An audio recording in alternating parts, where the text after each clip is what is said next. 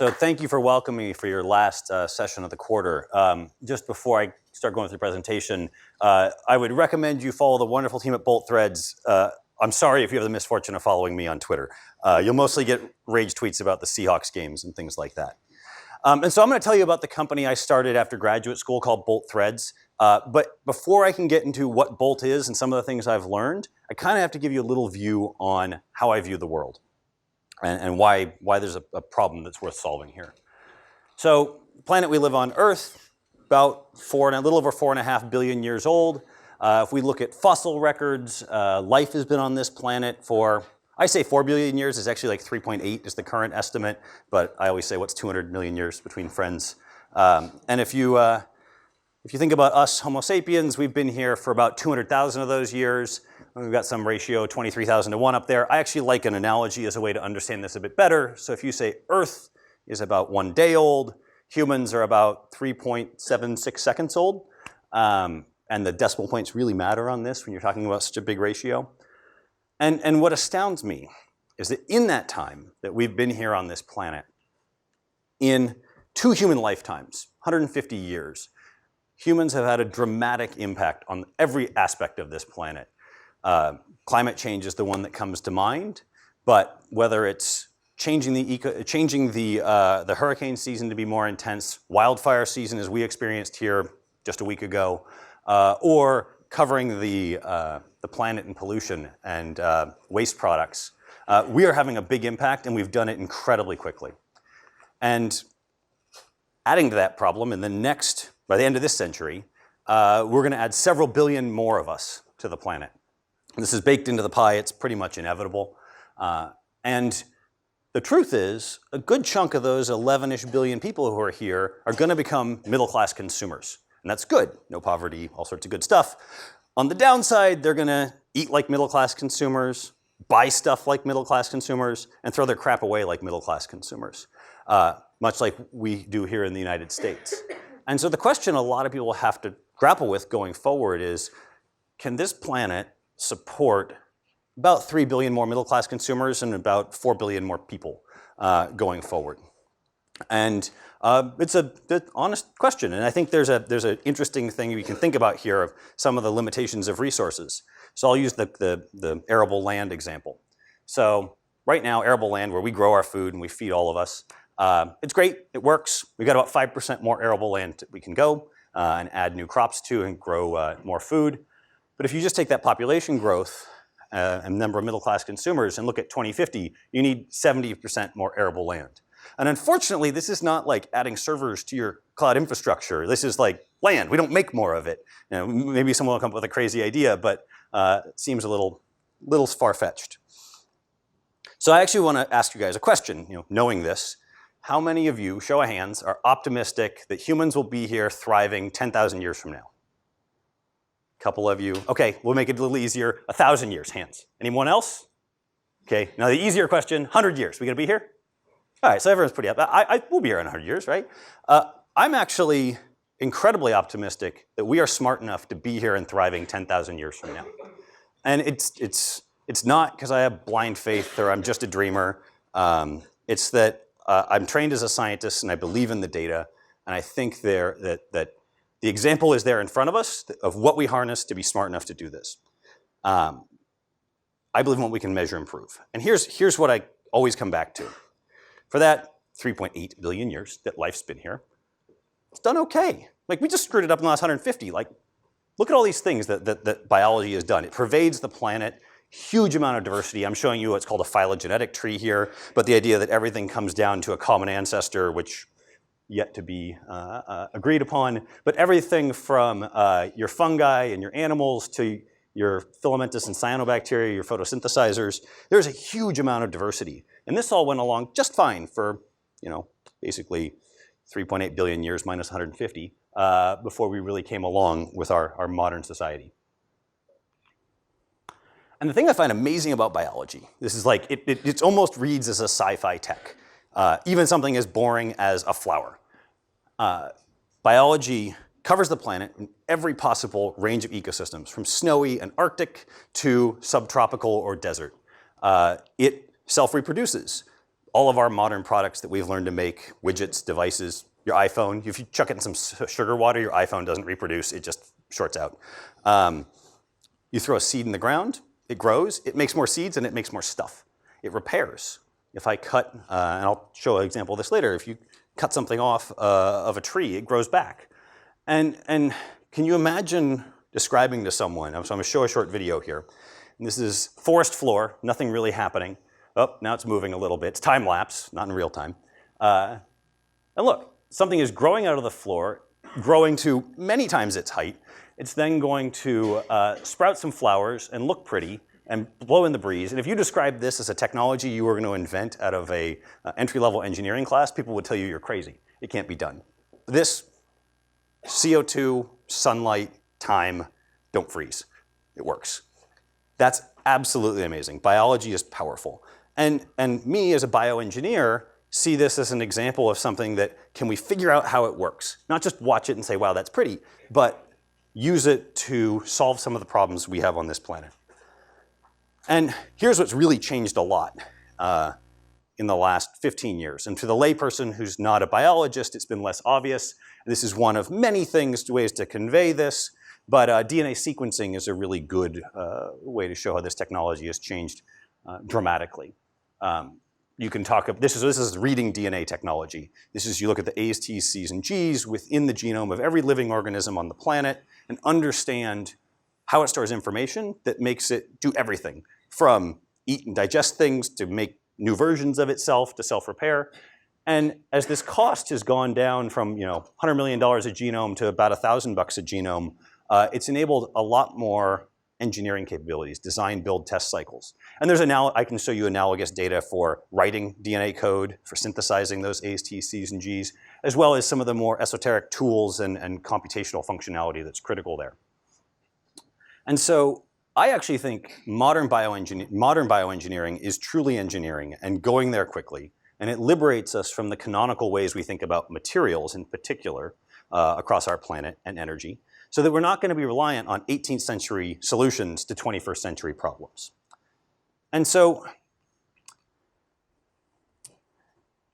the one big problem here is that all of our modern economy is built on an absolutely amazing material that is fundamental to everything we do, and that's oil.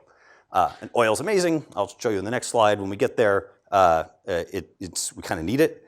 But there's no amount of optimizing that current economy to sustainability for 10,000 years.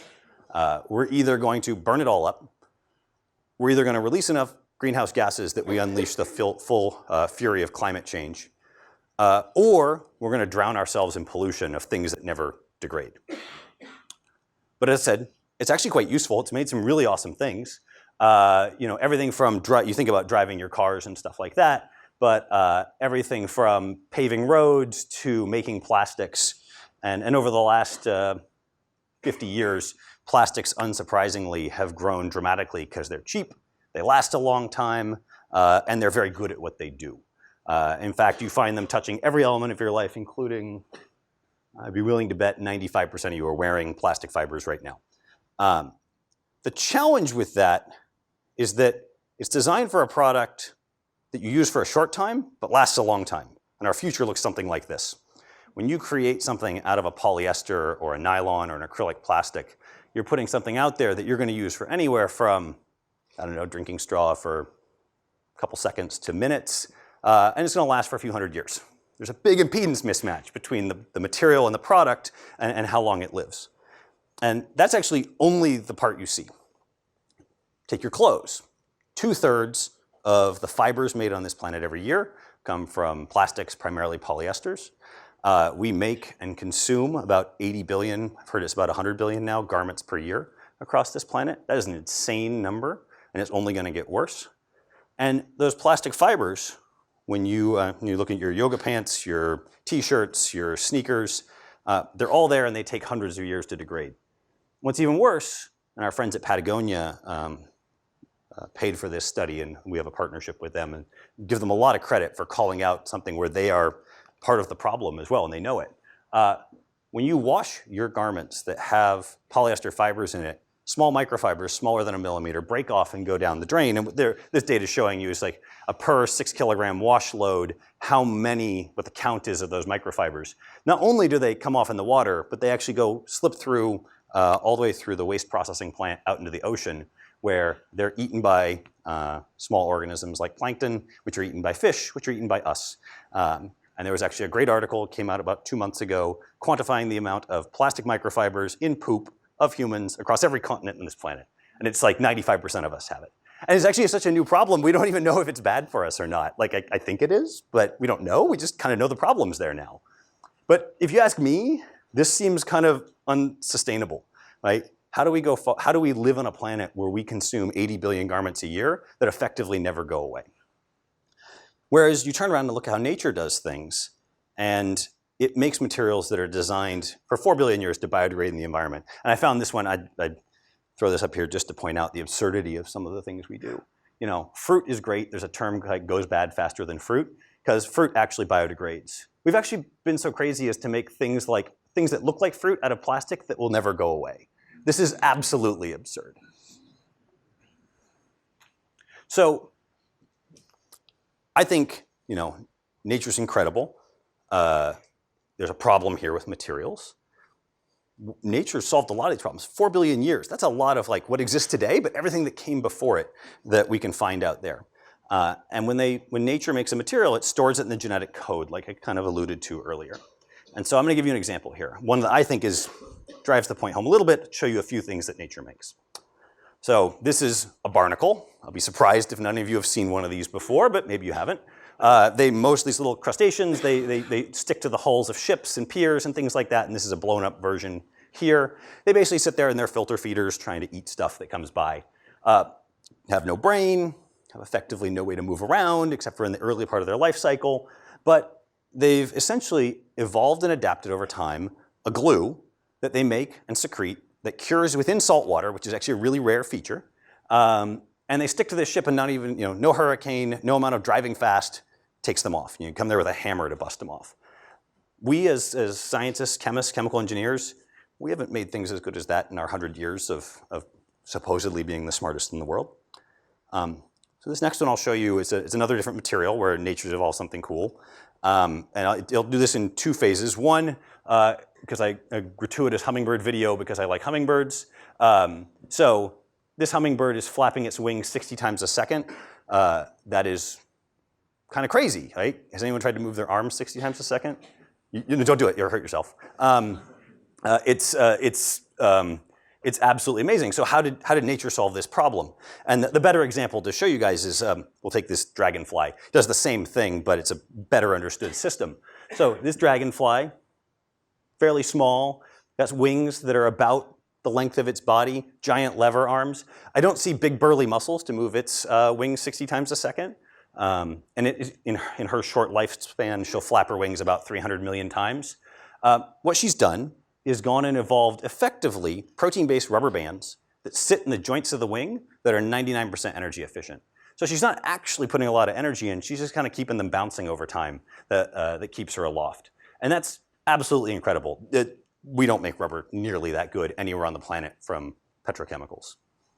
So my personal favorite, where Bolt started, the silk that spiders make. So what you're looking at here at the video, I'm gonna show you, this is called the Darwin bark spider. She's about 1 gram, not the smartest critter in the world, spins this protein-based fiber that we call silk. It's very similar to the silk we use for apparel over the years. And it's fine, it's biodegradable. I'm gonna actually back up and play this again.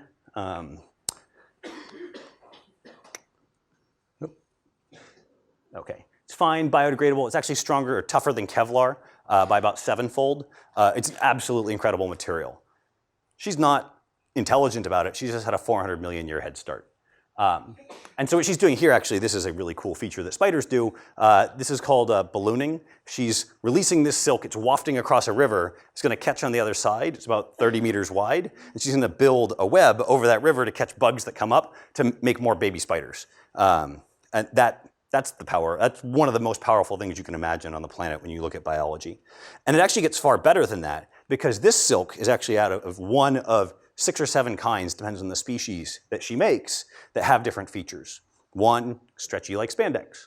Another, you think of a spider's web, it's sticky. That silk is not sticky. She actually makes a glue from a different gland that she coats onto those fibers. There's another one that's super soft. There's one that's very, very fine. But all in, she's already provided a roadmap for how you would make a wide array of fiber-based polymers. And so I think about the technology that makes these guys tick. They make our modern devices look like rocks that we carry around and talk into. Like, this is amazing with everything that they can do. And spiders are really where the Bolt story started. So we came along and said, you know what?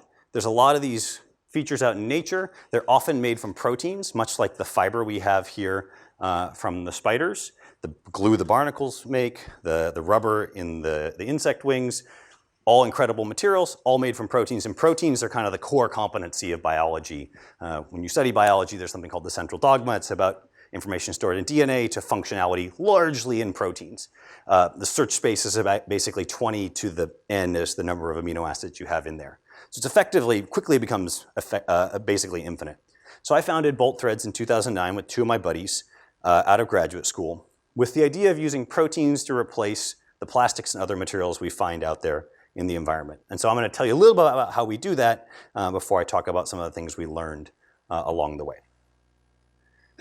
So step 1, everything's stored in DNA. Find the information you want and copy it out. And I no longer get to do this because I've been able to find people much smarter than me who work at Bolt, probably many of your colleagues over the years who come and work with us. So Rena here kind of typifies what happens in a biology lab, ranging from finding the information in an organism, doing a little bit of tweaking and coding to make it work better in a new organism. We use yeast. That's actually what she's looking at here on these plates, single-celled organism. Actually, we as humans have a very long and passionate love affair with yeast. For several thousand years, we've used it to make cheese, bread, beer, wine, things we love all over the world. And then we have essentially yeast that are tuned to make the spider silk protein without any spiders. Then we need to make a lot of it. Turns out that growing scale-up is always a thing for startups. Growing a lot of these plates is a real bad idea. So we turn to another yeast kind of technology called fermentation, where we use large stainless steel tanks. And there was a time when I used to say this was a giant 300-liter stainless steel tank. Now in Bolt parlance, this is a baby little fermenter that's cute, and we run it around our place. Normally, when we're doing scale-up now, these things are about 20 feet in diameter, about 6 stories tall. And that's where we mass produce metric ton scale quantities of spider silk protein. Then, and I'm not going to show it here because it's kind of distracting, but we take the protein, make it into a powder, much like a powdered milk or a whey protein, like after a workout, dissolve it into a viscous liquid, and extrude it like you'd make rayon or polyester into fibers. And one of the things we've learned over the years is that if you give people a pile of polymer or a pile of fiber, they don't really know how to interpret it. So you make things that people actually interact with. So in about a year ago, we did this. It was a limited edition drop. This is a wool spider silk blend, 60% wool, 40% spider silk that we did in combination with friends of ours at Best Made Company. And it basically makes this beautiful, soft yarn that we knit into a product that actually turns out to be about 30% warmer than wool by itself, while being about 10% lighter. And so we made this, we make it into a product, and we actually took it all the way. This was the idea of getting minimum viable product all the way in the hands of consumers by making something, putting it in a FedEx box, and showing up at a doorstep. Turns out the hardest part of the whole thing, getting through customs in Russia. Another example, so we work with the designer Stella McCartney, and in early last year, the Museum of Modern Art in New York commissioned a piece for an exhibit they were doing, where Stella designed this dress, and then we came along and made it out of 100% spider silk, and the museum displays it as a piece of art for about 6 months before now. I think it's probably going to end up on display in one of Stella's shops at some point. But absolutely incredible. And what it does is it starts to ignite the imagination of what can be, and that this can become real product. That it's not just a science experiment, that it's going to turn into things people can interact with and buy. And as we continue going forward, the mantra is scale. You're going to see this in a lot more places starting next year and beyond.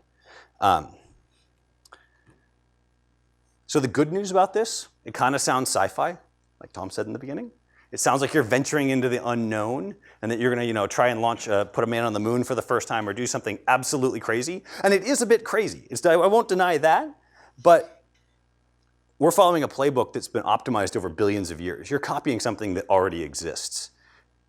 So when I look at this, the beauty of biology and the 4 billion years of evolution, to use as your crib notes, is that you get two big advantages that other product developers, chemists, and others before you never had.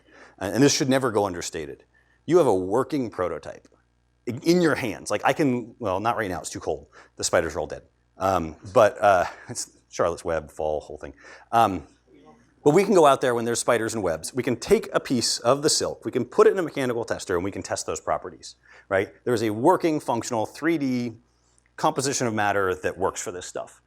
So that. And second, you know that biology can manufacture it. So if you can engineer biology, you too can manufacture it. What that small caveat there is it doesn't tell you how hard and how long it's going to be, how many millions of dollars it's going to take, but it can be done. And I would venture to say that is a massive cheat when you're going off and starting something new. So we have another product we announced earlier this year that I'll talk about briefly, a problem material on the planet for sustainability. This is one that actually is from nature, leather. Everybody loves leather. Who doesn't love leather? There's some reasons not to love leather. I'll cut to the chase there. But a wonderful material has evolved effectively with humans over the years. I love a leather jacket as much as the next guy.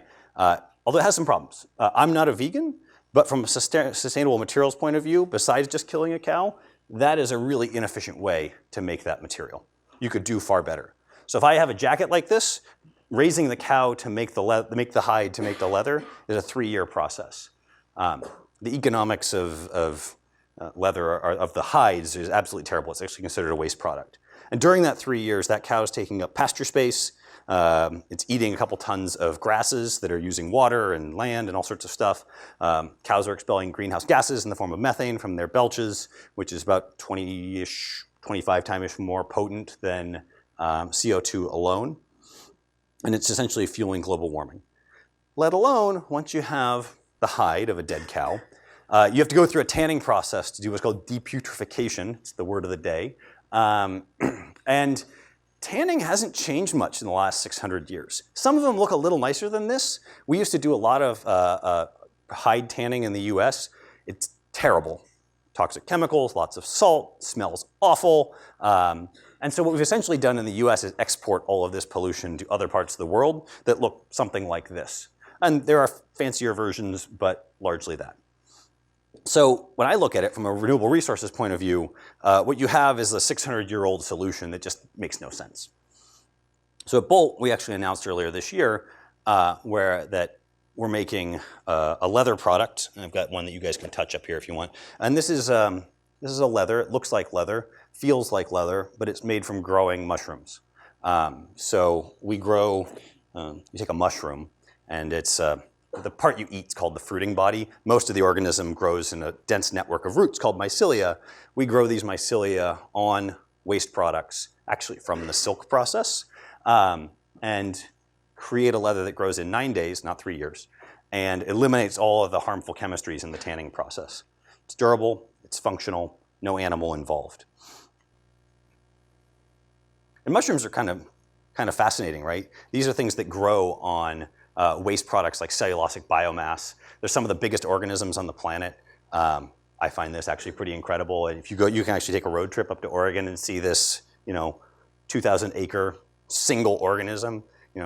Pop quiz trivia for pub night is largest organism on the planet. It's not a blue whale, it's a fungus. And so what we do is grow it in a tray. So this is essentially wood chips or manure or something like that. Corn stover is what we use in particular. And then what happens is this mycelium, the fine root structure, we trick it and it grows above the air. We create a foam in about 9 days. And then we use that to compress it, cook it, dye it, and you get something that looks like this. Looks like cow leather, but like the silk, is a completely circular material. Comes from products from nature, can be redigested by natural processes across ecosystems on the planet. And that's pretty incredible. And at Bolt, we have a whole series of new things that will come after this. And so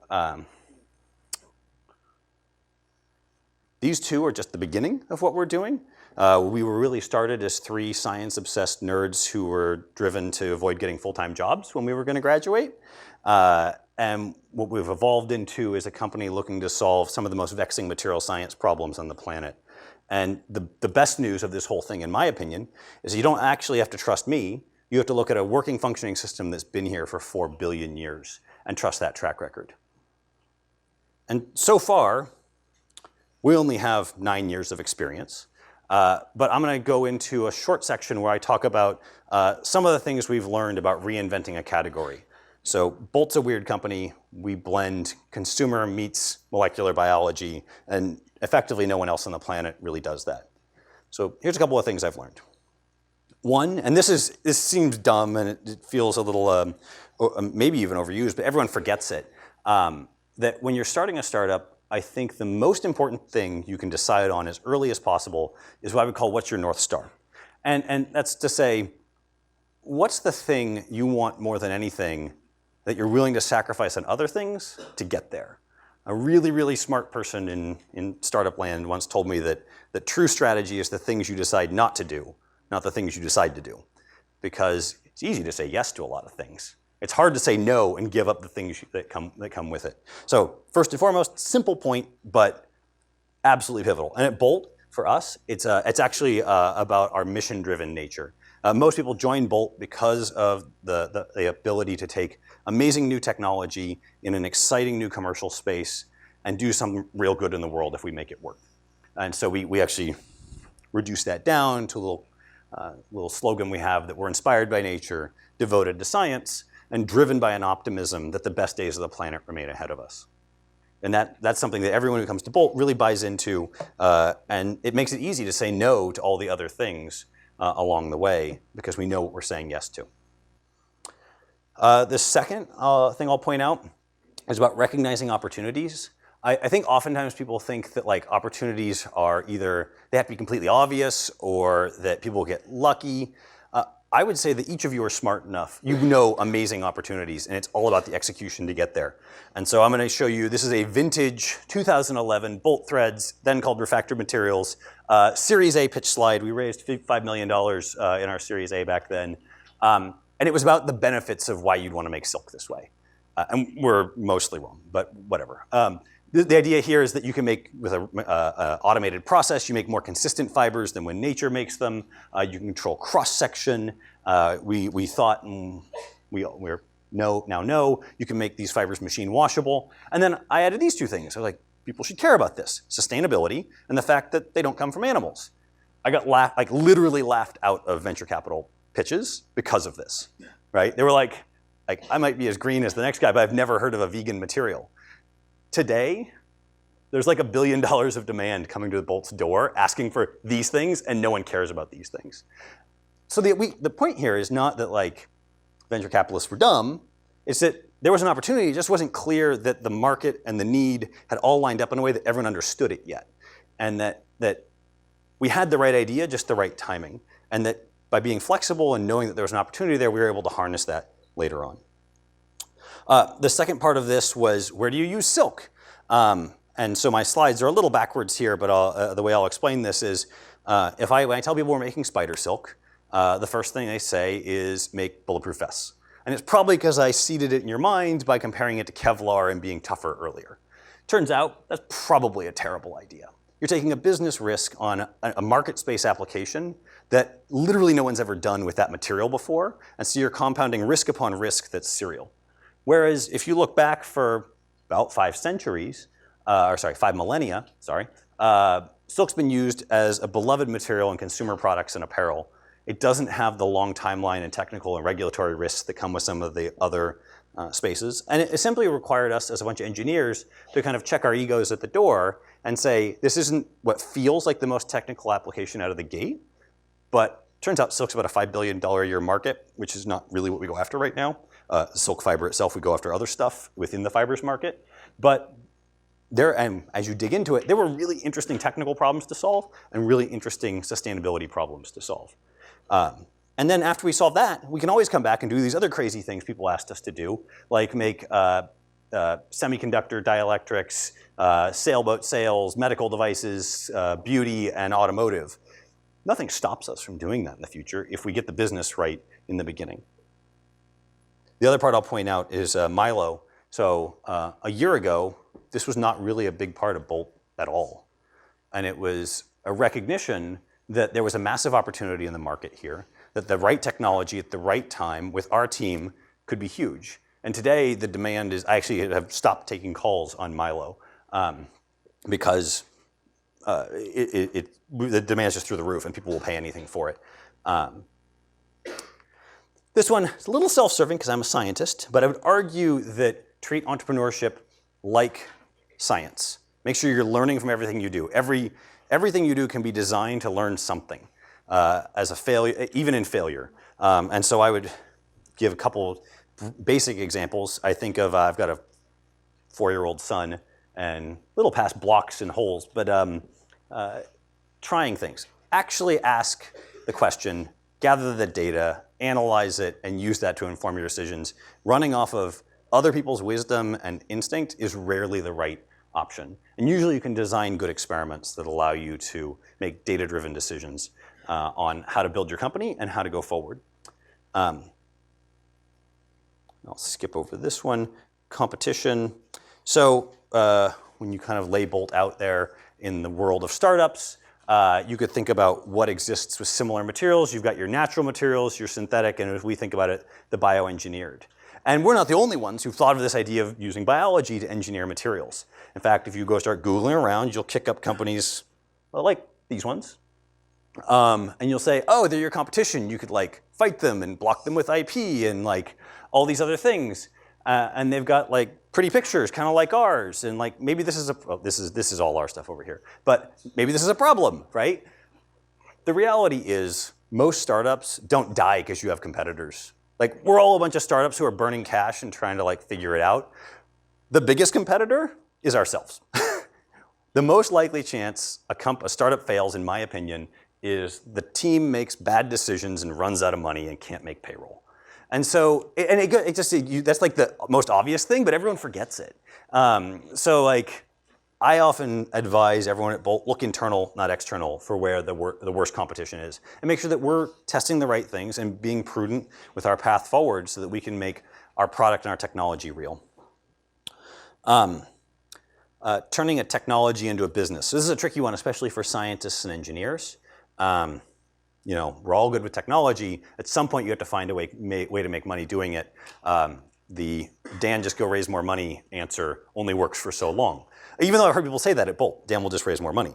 And so you know, the question here is like, I would argue that Netflix did this brilliantly of finding a way to take a technology and marry it with a business model in a way to devastating effect to the rest of the marketplace.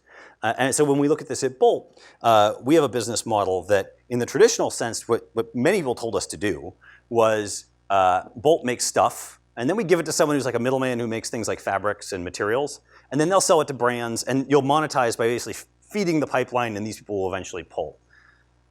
That turns out to be terrible, and there's a million reasons that doesn't work, and there's no incentive. Great technologies die all the time here. So what we did at Bolt was kind of hybridize the business model, where not only do we make things, we take it all the way to the consumer, like that hat I showed you. We made a series of neckties. We actually, like this bag actually we had on Kickstarter a little while ago. A few examples here of stuff we've done. And like I said earlier about being a scientist, these are all experiments. We design these to learn a lot in everything we do, from how do you design packaging, how do you ship something, to what archetype of customer is interested in following us, how does it map across social media space and e-commerce. And it's all about getting out there and doing lots of tests really, really quickly. I often tell people within the company that humans are worse than random at predicting the future, but we are far better at seeing it and recognizing it. And so let's just make a lot of things and let's recognize where it's working. What you should care about. This is a little nebulous, but if you start a startup, this is what the headlines are going to tell you should care about. So these are some things that were written about Bolt Threads. It's all about dollars, right? Everyone cares about money. No one cares about the rest of it in public perception. But much like that North Star argument I made in the beginning, you need to know what you're going for and learn to ignore this, and it's harder than you think. It's really difficult. Everyone gets caught up in this. Raising money, financing, because we all understand money and the fungibility and being able to do things with that. But in reality, like, it all comes back to this. Like, we care about this internally, and if we do this right, all of the capital, all of the money will be there. And the last thing, and this is just small, as an entrepreneur, no one is going to tell you how to do your job better than yourself. And the great entrepreneurs, in my opinion, find a way to self-motivate. For myself, it's how you cause enough anxiety, enough motivation to channel all of your energy into making the business go forward. So the example here is, if you put yourself in a boring office situation every day, it's pretty hard to motivate yourself to do extreme things, to make risk-based decisions. Because, Bolt, no amount, or day one at your startup, no amount of cutting costs will get you to profitability. You're going to have to make risky decisions and take chances to get there, which I imagine if I was hanging upside down on a rock like this, you're pretty motivated to make some risky decisions if you have to. So those are a handful of things I've learned. Let's give this guy a big round of applause, will you please? Way to go. Wow, what a way.